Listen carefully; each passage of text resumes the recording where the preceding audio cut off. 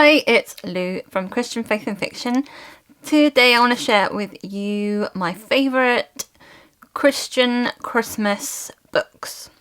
These are novels, stories, novellas that I have enjoyed the most, that have some Christian content. Some of them are clean fiction, but they are all suitable for Christians, and they are Christmas themed books. I am getting into the Christmas theme early, a little bit in November. I have got a tree sort of half up. It's not decorated yet, but I've got the lights on it and I've got my Christmas jumper on.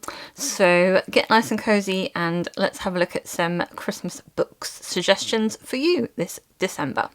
I've got varying different genres. So we've got some contemporary romance, we've got some historical fiction and some biblical fiction. If you know any fantasy or sci-fi Christmas Christian books, they are a rarity, so please do leave them down in the comments for me. And also let me know which your favourite books are. Both of the ones that I'm mentioning today, but also ones that you've read yourself. I'd love some more suggestions. These are my favourite ones that I have read, that I've given a high rating to. First of all, I'm going to mention one that if I don't mention it, I'm sure everybody or lots of people will be putting it down in the comments, and that is Catching Christmas by Terri Blackstock. I know this is a favourite for a lot of people. It wasn't my favourite because it does have a more emotional content to it. It is quite funny to start with. It is a contemporary romance book. It also features an elderly lady, an elderly relative, and they are in their sort of final days of life, and I personally found that a bit too emotionally triggering around Christmas time. I don't mind reading it other times, but Christmas time I prefer not to have things that make me too emotional about stuff like that. So I know lots of you will think that's your favourite one, so I couldn't not put it in there, even though it's personally it wasn't my personal favourite, but that's not for the writing, that's because of the topic included in it. So some historical fiction books that I've loved. I've got this bind up by Griep, and it's 3 Christmas tales set in Victorian England, once upon a Dickens Christmas. I've only read the first 2 of these, and both of those were favourites for me. The first one, 12 Days at Bleakly Manor. These have sort of Charles Dickens references going on in them, and that one particularly had loads going on to do with Bleak House, I think, references. It is following Clara and Ben, who are kind of thrown together in this house party where these people are invited to come together, and it's almost like a competition to win a prize at the end.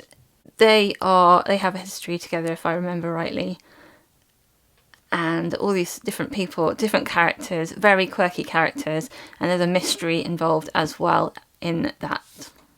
And A Tale of Two Hearts is the second one, and it's in London, following innkeeper's daughter Mina, who would do anything to escape the drudgery of her life. And then one of her customers, William, comes to her with a proposition. He wants someone to pretend to be his bride so that he can impress his uncle, and she agrees to it. And so it's like a historical fake dating novella. I enjoyed that one a lot. An Ivy Hill Christmas by Julie Klassen is actually the last book in a series, I think, Tales from Ivy Hill. I haven't read any of those books, but I did read the Christmas one that was at the end, and I still understood it, so I think it's perfectly fine to read on its own, although you may choose to read the series first. This is following Richard, who is the youngest son of a prominent family in Ivy Hill who hasn't been home for a long time and comes back for Christmas. He has shadows from his past and things that he's done in the past that he is still haunting him. His mother threatens to stop funding his career if he doesn't come home for Christmas, so he has to come home. And when he comes back, he meets up with Arabella, who is his first love that he disappointed years ago.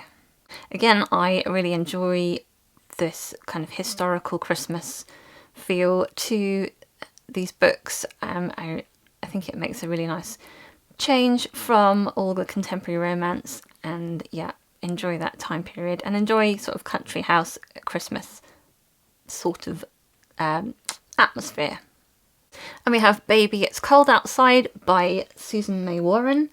This is historical and it is set just after World War II, I want to say. It is following 5 near strangers who end up snowed in a house together.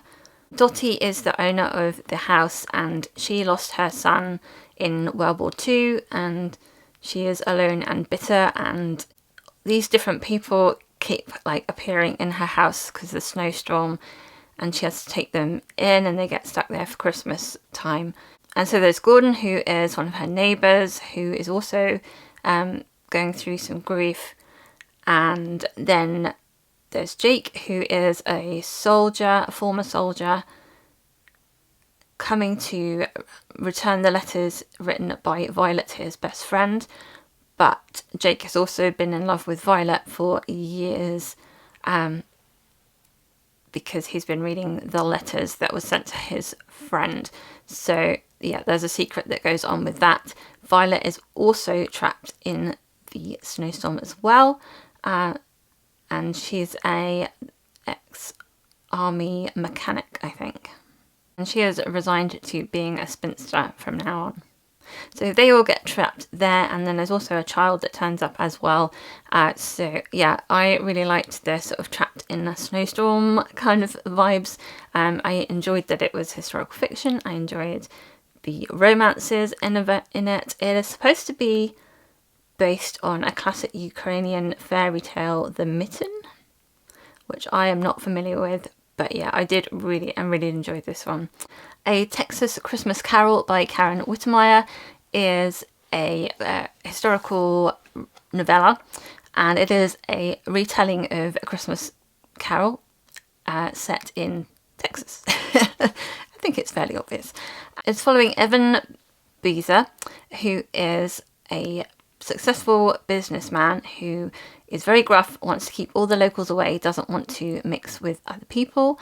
And then Felicity, who is trying to distribute church baskets to the poor, and she's determined to get Evan involved in that, and he somehow can't avoid her. It is a romance. I liked Felicity's tenacity and stubbornness and her love of people, and I like the references to the Dickens Christmas Carol. Then I have 2 biblical fiction books that I really loved. This is The Nativity Story by Angela Hunt, which is based on the motion picture by Mike Rich. This is a novelisation of the film. I don't know if you've ever seen the film The Nativity, but this follows closely with that film. It's the novel version of that. The film came first and then this one came afterwards. It is following the whole of the Nativity story, following Mary and Joseph. I really liked how it did fit in with the original biblical text as well as the film, and that it sort of brought to life the whole story, and I appreciated that it wasn't too sort of overly fictionalized. It didn't add too much into it, but it did still bring it all to life. Yeah, so I really appreciate that one. I want to reread that at some point, and I think it's a really good one for Advent time. This one is quite different. This is The End of the Magi by Patrick W. Carr. This one is completely sort of fictional version, really. It's following a fictional Magi, if that's Magus maybe? One Magus, 2 Magi, don't know. It's following, anyway, one wise man who is leaving to go to Bethlehem following the star.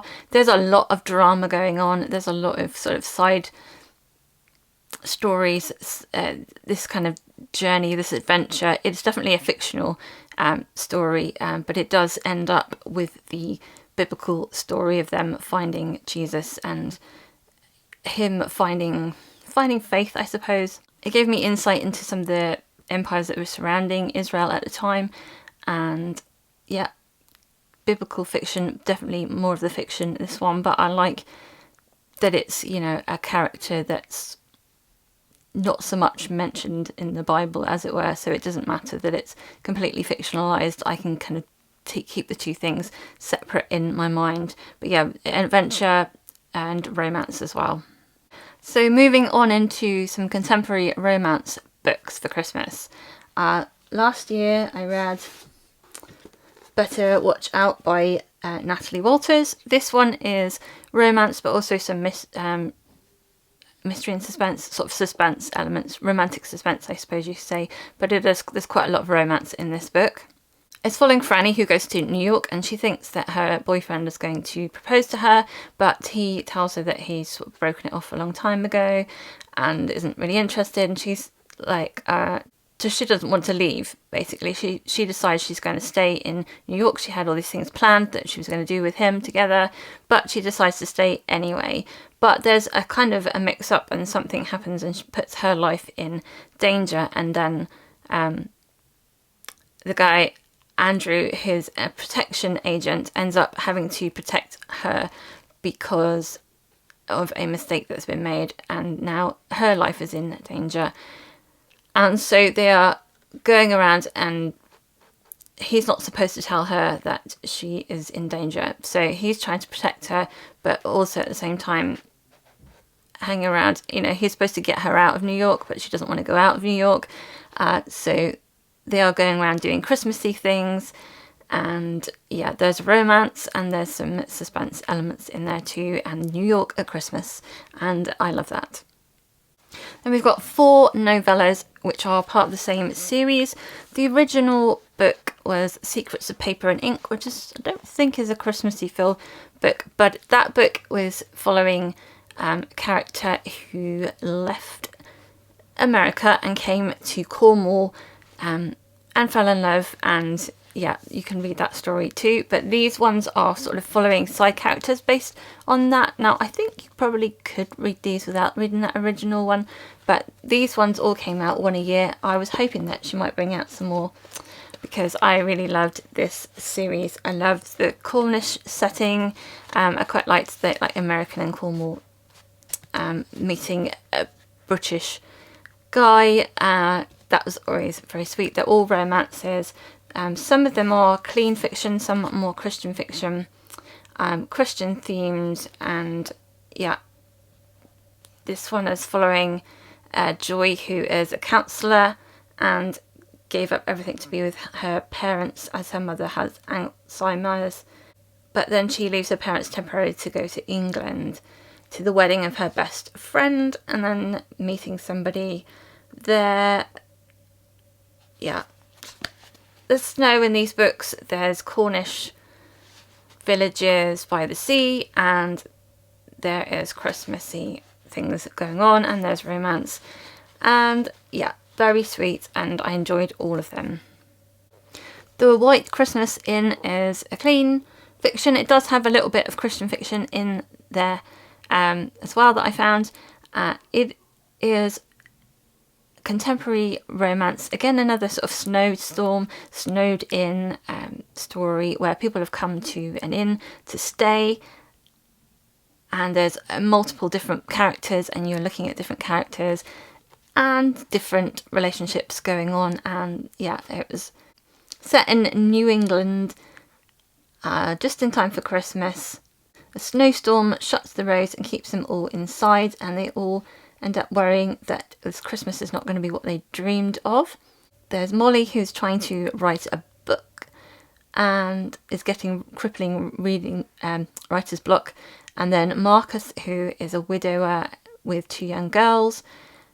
Hannah is hoping for a picturesque winter wedding, but everything comes crashing down when her fiancé calls it off. And she reconnects with her childhood friend Luke and his grandmother, and Jean and Tim don't know how they're going to keep the inn open for another year, or how they will fix their marriage, and some other various guests as well who turn up. So yeah, it's all about saving the inn and saving each other's relationships and starting new relationships. And yeah, there's lots of different things going on, and it's very sort of Christmassy, wintry, feel good kind of book.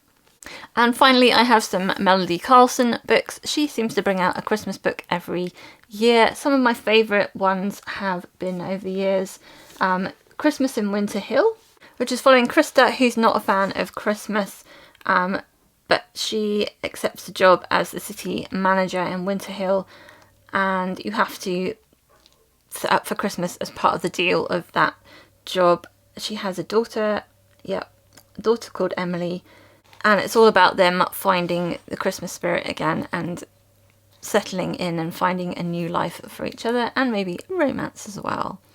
Yeah, I liked the setting and I enjoyed that story. Christmas in the Alps was following Simone, who discovers a tantalising letter from her French great-grandmother, which suggests that she is heir to a family treasure. So she goes off to the French Alps and to discover what it is that she's inherited and the kind of mystery of the place and, you know, the past, and meets Kyle, who is on his way to France to become an apprentice clockmaker. It's the setting again that I really loved in this book, Christmas in the Alps.